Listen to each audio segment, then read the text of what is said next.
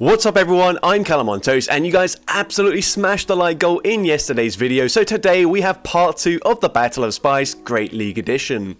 If you haven't seen yesterday's video, I highly recommend checking it out right after you finish watching this video, and there will also be a part 3, so once again, if this video gets 1000 likes, I will be uploading the final Great League Battle of Spice video tomorrow, so please go ahead and hit that like button, it really does help me out. And with that being said, let's just get straight into the question of the day. What's the spiciest Pokemon you've ever lost to in the Go Battle League? Let me know in the comment section down below, and with that being said, let's get into the battles now. Alright, so go into the first battle, and in the graphic, unfortunately I don't have 3 shiny shadow Pokemon to show off, but this is a triple shiny shadow theme team, an ABB style team with both Honchkrow and Murkrow in the back, and here we lead up against a Heliolisk. Fairly even matchup here. We're going to go for an Acid Spray bait. They did debuff our attack, so this probably won't take them out here, but we do at least grab the shield. We're happy to let the Arbok go down. Breaking Swipe will take us out, and now we come in with the Murkrow. We get the Feint Attack farm down. I do believe we are running Feint Attack.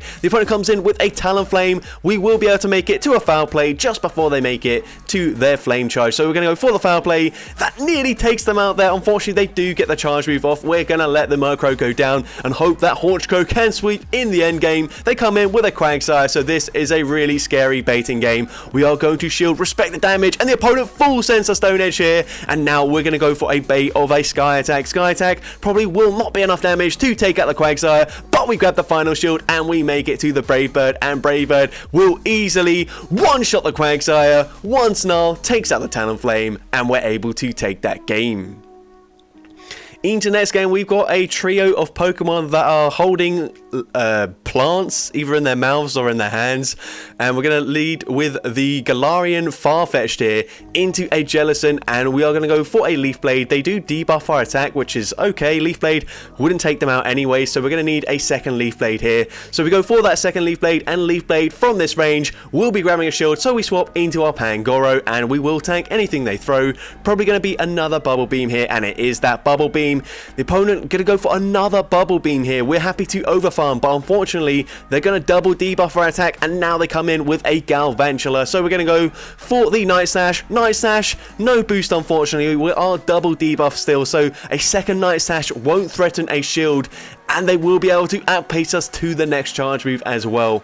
We are going to shield at the last second. It is the lunge. We are now 3 stages debuffed. We go for a Night Slash, and Night Slash will be grabbing a shield, and we finally get a boost, but unfortunately we can't capitalize on that because they do farm us down. We now come in with the Pancham. The opponent gonna go for another lunge. That is resisted damage. We clear the debuff. We come in with the Farfetch'd, and we barely make it to a Brave Bird in time, and Brave Bird is going to do massive damage to the Shadow Gligar. We're now going to come in with the Pancham. The opponent swaps instantly into the Jellicent. We go for a Crunch, and this will be enough damage to easily take out the Jellicent, and we should just be able to fully tackle, farm down the Gligar before they make it to 2 moves, and we take that game. Into next game, and once again I don't have all the shiny shadows here, but we've got a triple shiny shadow green theme team here, leading with the Kanto Shadow Muck into Trevenant. We are going to shield the first move, and the opponent does full send a Shadow Ball. Now at this point we probably can just go straight Acid Spray here. This probably won't quite take them out, but it doesn't really matter. The opponent gonna shield anyways. Can we get the full farm down? No, we can't. They make it to another charge move, and at this point we're gonna let the Muck go down. Nope, they just go for a Seed Bomb, which means we can get off the Acid Spray here, and Acid Spray will be taking out the Trevenant. They come in with a Scrafty. We can now align our shiny Shadow Poliwrath onto the Scrafty. This is a great matchup for us. We can let the move go through. They go for a Power Up Punch, not going to do too much. They then come in with a Azumarill, unfortunately not running Trailblaze on our shiny Shadow Scizor, but it doesn't really matter here. We can shield the first move. It is just an Ice Beam, so probably didn't need to shield that, but honestly Scizor is so glassy that after a few more bubbles, Ice Beam probably will be taking us out here. So we do get off the Iron Head, they shield it up, they go for another Ice Beam, and Ice Beam here doesn't quite take us out. We barely make it to the Iron Head, and this might not take them out from this range, but it does. And now they come in with the Scrafty. We can easily just go for the Scald straight away, and this will definitely be taking out the Scrafty from this range, and we're able to take that game. So into the next game, we've got Beheeyem into Bibarel here. So We got 2 grass types in the back, so might as well swap out into the Florigato, and the opponent comes in with Obstagoon. Now, do they know about the fairy coverage on this Pokemon? We go for the play rough, and unfortunately the opponent does shield it up, and at this point we're going to let this move go through. We should live it. We maybe make it to another charge move. Actually, it's looking kind of bad for us, but they do end up throwing, so we will let the Florigato go down. Night Sash takes us out. We come back in with the Behemoth here, as we do take super effective damage on our Meowscarada here, so we're going to have to shield this up. They go for a Night Sash. We now, well, it looks like we're trying to swap, but the opponent swaps back into Barbarrel, so we go for the Rock Slide. Very nice catch by the opponent, but we can just fully Leafage, farm them down. And here, unfortunately, oh, they've actually got a Maractus in the back. That is a very spicy pick from the opponent as well. They're going to go for the charge move here. It's an Aerial Ace. Aerial Ace does a lot of damage there. We will get off the Night Sash, and Night Sash not, well, it's actually going to grab a shield here. We do make it to a second Night Sash, but this will not be enough damage to take them out here, which is unfortunate. They do get a full Bullet Seed farm down. We come in with the Behemoth. We have to let this move go through, and the opponent's going to go for another Aerial Ace here. We get the Confusion farm down. They come back in with the Obstagoon, and we should be able to make it to another Rock Slide before they reach back-to-back Night Sashes, but they get the boost there. Counter damage adding up, but not quite enough. We reach the Rock Slide, and Rock Slide takes out the Obstagoon, and we take that game. In the next game, we've got a Star, Moon, and Sun theme team here as we're leading into Lickitung. This is awful for us. I don't know what hidden power we've got because you can't tell from the animation, but it doesn't look like we're doing much damage, so probably not fighting. We're going to go straight for that Psychic, swap into our Lunatone here, and the opponent's going to stay in. We probably have to shield this up. It is the Power Whip. That would be super effective. We are going to let the second one go through, and it's another Power Whip that does a lot of damage, but we do get the Confusion farm down, and they come in with a Medicham. Do they know about the Moonblast coverage on this Lunatone? They do not. It does huge damage there. And now we come in with the Starmie, just forcing them to throw their energy. We're going to let this move go through, I do assume. Ice Punch will be taking us out from this range. We come in, and we will be able to get that Rock Throw farm down. The opponent's going to have a Charger Bug in the back. Can we win this game here? It's going to be very close. The opponent goes for Discharge. I'm not sure if they're just not running X-Scissor here, but that allows us to fully Rock Throw, farm them down, and take that game. Into next game, we've got a crazy team here as we lead Lampent into a Frostlass. Unfortunately, get the low battery, and also sorry about the quality of this battle. Once again, not really sure why it's such a low quality battle here, but I mean, that's only the image quality. The actual quality of this team is absolutely insane. As we go for a Thunder Punch there, it doesn't do too much damage. We're going to shield this up, and unfortunately, we did miss a few fast moves as we got that low battery, so they will outpace us to the next charge move. Are we going to double shield? No, we're going to let Ice Beam take out the Elekid there. That's unfortunate. We now come in with Wingull here.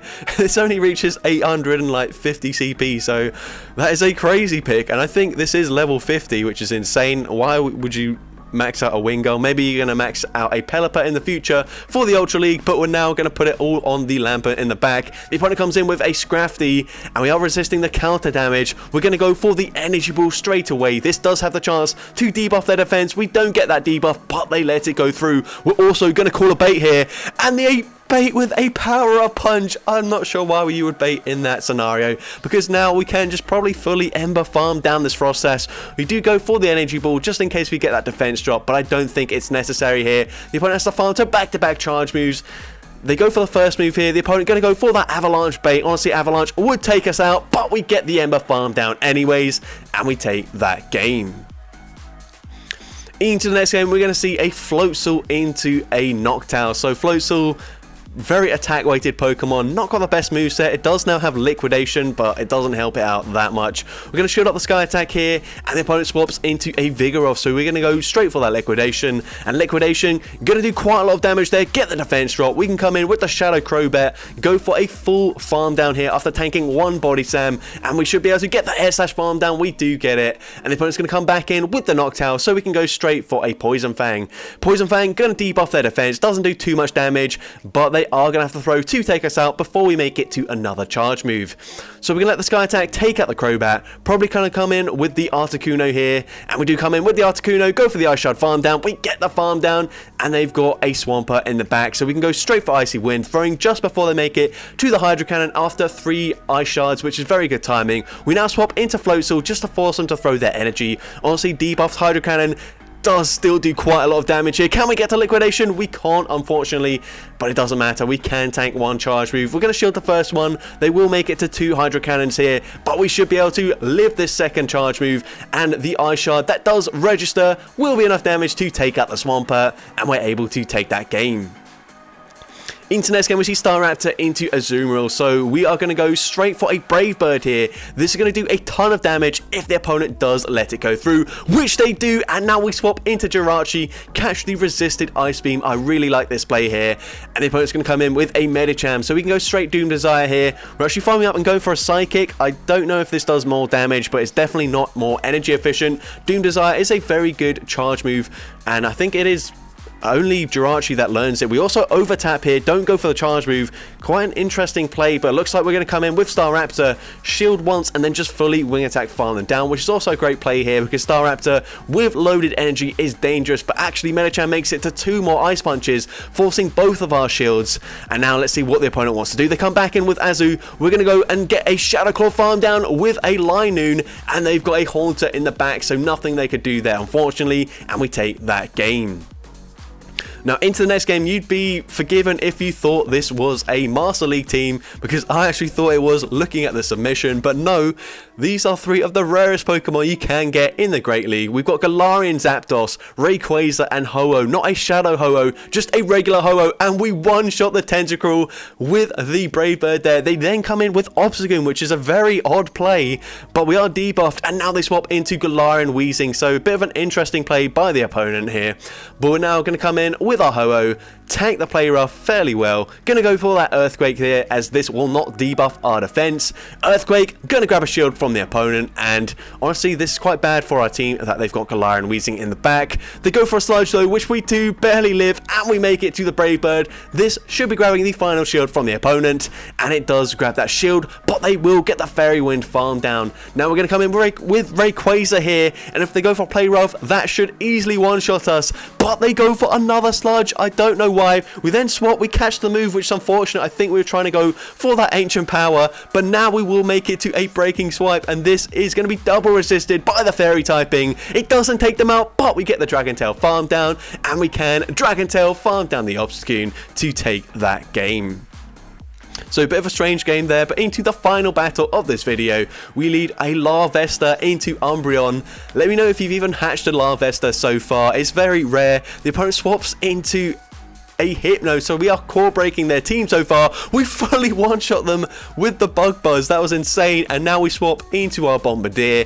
I do believe this is shiny. It looks pretty similar to the one that I've got in the graphic, but it does have a black beak, so very subtle change for the shiny, but it looks quite nice. We do take that very easily. Not sure why they're still running Psychic. Psychic is not as good this season, so you probably do want to run Surf and Ice Beam as coverage, but we go for a fly, grabbing a shield from the Umbreon. They make it to a charge move. We can safely just let this move go through. Foul Play is resisted. They didn't even go for the last resort. Potentially they are running Psychic on their Umbreon as well, but it's just not looking too good for the opponent. We can come in with the Larvesta.